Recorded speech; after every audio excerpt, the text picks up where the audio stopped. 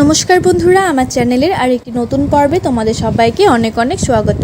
আজ আমি তোমাদের জন্য নিয়ে এসেছি নানের রেসিপি, বাটার গার্লিক নান।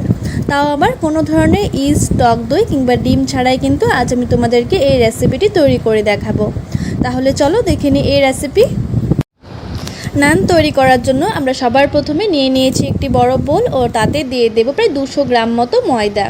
তোমরা চাইলে কিন্তু এটা আটা দিয়েও করতে পারো, কিন্তু আটার থেকে ময়দা দিয়ে করলে কিন্তু নানটা খেতে বেশ ভালো লাগে। ময়দা দিয়ে করলে কিন্তু তোমরা নানটা শুধুই খেতে পারবে, কোনো ডাল তরকারিও কিন্তু প্রয়োজন হবে না, এতটাই টেস্টি হয়। তারপর এই ময়দার মধ্যে দিয়ে দেবো খুব সামান্য পরিমাণে একটু নুন। নানটা যেহেতু একটু মিষ্টি মিষ্টি খেতে ভালো লাগে, তাই এর মধ্যে দিয়ে দিলাম প্রায় 4 থেকে 5 ছোটো টেবিল চামচ মতো চিনিটা একটু বেশি করে দিলাম এর মধ্যে। তারপর এই চিনি আর নুনটাকে কিন্তু খুব ভালো করে ময়দার সাথে মিশিয়ে নিতে হবে। আমরা যেহেতু এখানে কোনো ধরনের ইস্ট ব্যবহার করছি না, ইস্ট কিংবা ডিম, টক দই ব্যবহার করছি না, তাই এই নানটাকে ফুলকো এবং সফট করার জন্য আমরা এর মধ্যে দিয়ে দেব প্রায় 1 টেবিল চামচ মতো বেকিং পাউডার। এই বেকিং পাউডারটা না দিলে কিন্তু নানটা ঠিকমতো হবে না, তাই অবশ্যই তোমরা এই বেকিং পাউডারটা দেওয়ার চেষ্টা করবে যদি তোমরা এর মধ্যে কোনো ডিম কিংবা ইস্ট ব্যবহার না করে থাকো। বেকিং পাউডারটা কিন্তু খুব ভালো করে মিশিয়ে নিলাম এই ময়দার সাথে।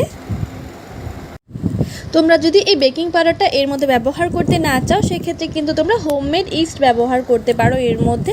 আর হোমমেড ইস্টের রেসিপি কিন্তু তোমাদের সাথে আমি আগেই শেয়ার করেছি। তারপর আমি এখানে নিয়েছি কুসুম গরম জল। জলটা কিন্তু খুব বেশি গরম নিইনি, আমি কুসুম গরম জল নিয়েছি এখানে। এবার অল্প অল্প করে জল দিয়ে এর একটা সফট ডো আমরা মেখে নেব। ডোটা প্রায় আমার মাখা হয়ে গেছে। এই ডোটা মাখতে আমার কিন্তু প্রায় 1 কাপ মতো জল লেগেছে। জলটা কিন্তু আপনাদের কম বেশি একটু লাগতে পারে। তোমরা চাইলে কিন্তু জলের পরিবর্তে দুধ দিয়েও এই ডোটাকে মাখতে পারো। এবার আমরা এই ডোটাকে ঢেকে রেখে দেবো প্রায় আধ ঘন্টা মতো। সবার প্রথমেই আমি এখানে ছোট ছোট আলু নিয়েছি। এবার একটা কাঁটা চামচের মাধ্যমে এই আলুর গায়ে ছোট ছোট ছিদ্র করে দেব, যাতে করে এই আলুর ভেতর কিন্তু সম্পূর্ণ তেল মশলা ঢুকতে পারে। সবগুলো আলুর গায়ে ছিদ্র করে নেওয়ার পর এবার গ্যাসের মধ্যে বসিয়ে দিয়েছি কড়াই ও তাতে দিয়ে দেব খানিকটা সরষের তেল। আলুগুলোকে সবার প্রথমে ভেজে তুলে নেব। আলুগুলো ভাজার সময় অবশ্যই এর মধ্যে সামান্য পরিমাণে একটু নুন দিয়ে দেব। আলুগুলো ভাজা হতে হতে আমরা এর জন্য একটা মশলা রেডি করে নেব। তার জন্য সবার প্রথমেই আমি এখানে নিয়েছি 2টো মাঝারি মাপের পেঁয়াজ কুচি। দিয়ে দেব হাফ ইঞ্চি মতো কুচনো আদা, ঝালের জন্য দিয়ে দিচ্ছি কাঁচা লঙ্কা আর গোটা রসুন। এখানে আমি কিন্তু প্রায় 2টো বড় সাইজের রসুন নিয়েছি। এবার এই সব উপকরণগুলোকে কিন্তু পেস্ট করে নিব। আর পেস্টটা কিন্তু অবশ্যই খুব বেশি মিহি করব না, হালকা একটু দানা দানা থাকবে পেস্টের মধ্যে, তেমন করে কিন্তু করতে হবে। অন্যদিকে আমাদের আলুটাও কিন্তু বেশ ভালো করে ভাজা হয়ে গেছে, একদম পুরো লালচে হয়ে গেছে। এবার আমরা এটাকে তুলে নেব। আমরা কিন্তু সকলেই একই মশলা দিয়ে রান্না করি, তেল মশলা, অথচ কিন্তু সবার রান্নার টেস্টেই কিন্তু আলাদা রকম হয়। সেটা অবশ্যই আমাদের মশলার জন্য হয়। আমরা কোন মশলাটা কখন ব্যবহার করি সেটার উপর নির্ভর করেই কিন্তু রান্নার টেস্টটা হয়। তাই অবশ্যই কিন্তু তোমরাও এই ভিডিওটি সম্পূর্ণ দেখো। তারপর সেই তেলে ফোড়নের জন্য দিয়ে দিলাম হাফ টেবিল চামচ মতো গোটা জিরে, দিয়ে দেব 3টে তেজপাতা আর গোটা জিরেটা হালকা ফ্লোট হয়ে যাবার পর এর মধ্যে দিয়ে দিচ্ছি মাংসগুলো। আমার এই মাংসগুলো যেহেতু অনেকটাই কচি ছিল, তাই এর মধ্যে কিন্তু আমি আগে থেকে কোনো রকম নুন হলুদ মাখিয়ে রাখিনি। তোমাদের মাংসটা যদি একটু হার্ড হয়, সেক্ষেত্রে তোমরা নুনটা কিন্তু প্রায় 10 মিনিট আগে একটু মাখিয়ে রাখতে পারো। মাংসগুলো দেওয়া হয়ে যাবার পর এর মধ্যে দিয়ে দিচ্ছি আরও 2টো বড় সাইজের পেঁয়াজ কুচি। দিয়ে দেব আমাদের তৈরি করা পেস্টটা, কাঁচা লঙ্কা, পেঁয়াজ, আদা আর রসুনের পেস্টটা দিয়ে দিচ্ছি। আর দিয়ে দেব স্বাদ অনুযায়ী নুন। নুনটা দেওয়ার পর এই মাংসটাকে কাঁচা লঙ্কা আর এই পেঁয়াজের পেস্টের সাথে কিন্তু বেশ ভালো করে ভেজে নিতে হবে প্রায় 10 মিনিট পর্যন্ত। 10 মিনিট পর্যন্ত মাংসটাকে কাঁচা লঙ্কা আর রসুনের পেস্টের সাথে বেশ ভালো করে ভেজে নেওয়ার পর এর মধ্যে দিয়ে দিচ্ছি 1 টেবিল চামচ মতো হলুদ গুঁড়ো, দিয়ে দেব কালারের জন্য 1 টেবিল চামচ মতো লাল লঙ্কার গুঁড়ো, আর দিয়ে দিচ্ছি এখানে জিরে আর ধনে বাটা। এখানে কিন্তু আমি জিরে আর ধনেটাকে হালকা একটু শুকনো তাওয়ার মধ্যে রোস্ট করে তারপর সেটাকে পাটায় বেটে নিয়েছিলাম। তোমরা চাইলে কিন্তু এটা গুঁড়ো ব্যবহার করতে পারো। তারপর এর মধ্যে দিয়ে দেবো একটা বড় সাইজের টমেটো পেস্ট। তোমরা চাইলে কিন্তু টমেটোটা কুচি করেও এর মধ্যে দিতে পারো। এইবার এই সব উপকরণগুলোকে কিন্তু বেশ ভালো করে 10 থেকে 15 মিনিট পর্যন্ত মিডিয়াম ফ্লেমে কষিয়ে নিতে হবে।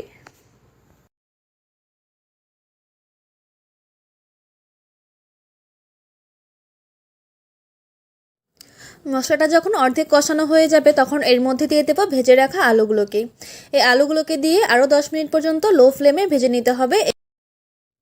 বন্ধুরা, তোমাদের এই সম্পূর্ণ ভিডিওটি দেখার পর যদি তোমাদের এই রেসিপিটি ভালো লেগে থাকে তাহলে অবশ্যই আমার চ্যানেলটিকে সাবস্ক্রাইব করে ভিডিওটিতে একটি লাইক করে দেবেন আর পাশে থাকা বেল আইকনটিতে প্রেস করে দিন। মাংসটাকে বেশ ভালো করে কষানো হয়ে যাওয়ার পর এর মধ্যে দিয়ে দিচ্ছি পরিমাণ অনুযায়ী জল। তোমরা কে কতটুকু গ্রেভি খেতে পছন্দ করো সেই অনুযায়ী কিন্তু এখানে ঝোলটা দিতে পারো। এখানে যেহেতু আমি আলু দিয়ে রান্নাটা করছি তাই এখানে ঝোলটা একটু বেশি পরিমাণেই দিলাম। এই ঝোলটা দিয়ে অবশ্যই এটাকে ফুটতে দেবো আরও 5 থেকে 10 মিনিট পর্যন্ত। আর এখানে কিন্তু আমি গরম জল ব্যবহার করেছি। ঝোলটা পুরোপুরি ফুটে আসলে এর মধ্যে গরম মশলা গুঁড়ো ছড়িয়ে নামিয়ে নিলে কিন্তু রেডি হয়ে যাবে আমাদের আলু দিয়ে মুরগির মাংসের ঝোল। তোমাদের এই রেসিপিটি কেমন লাগলো অবশ্যই কিন্তু আমাকে কমেন্টস করে জানিও। আধ ঘন্টা পর ফিরে এলাম। ডোটা কিন্তু আগের তুলনায় দেখো অনেকটা পরিমাণে কিন্তু ফুলে উঠেছে, তোমরা দেখতেই পারছো। আর দেখো একটু কিন্তু জালি জালি হয়ে গেছে এর মধ্যে। এবার জাস্ট 1 মিনিটের জন্য ডোটাকে আরও একবার ভালো করে মেখে নিতে হবে। খুব বেশি মাখার প্রয়োজন নেই, এখন জাস্ট 1 মিনিটের মতো এটা মেখে নিলেই চলবে, যাতে এর ভেতর কোনো হাওয়া থেকে না যায়।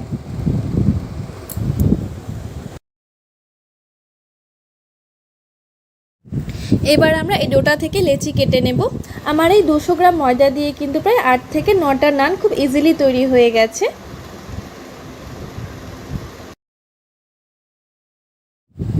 এবার সেখান থেকে একটা একটা লেচি নিয়ে খুব ভালো করে গোল করে নিতে হবে, একদম পুরো মসৃণ করে।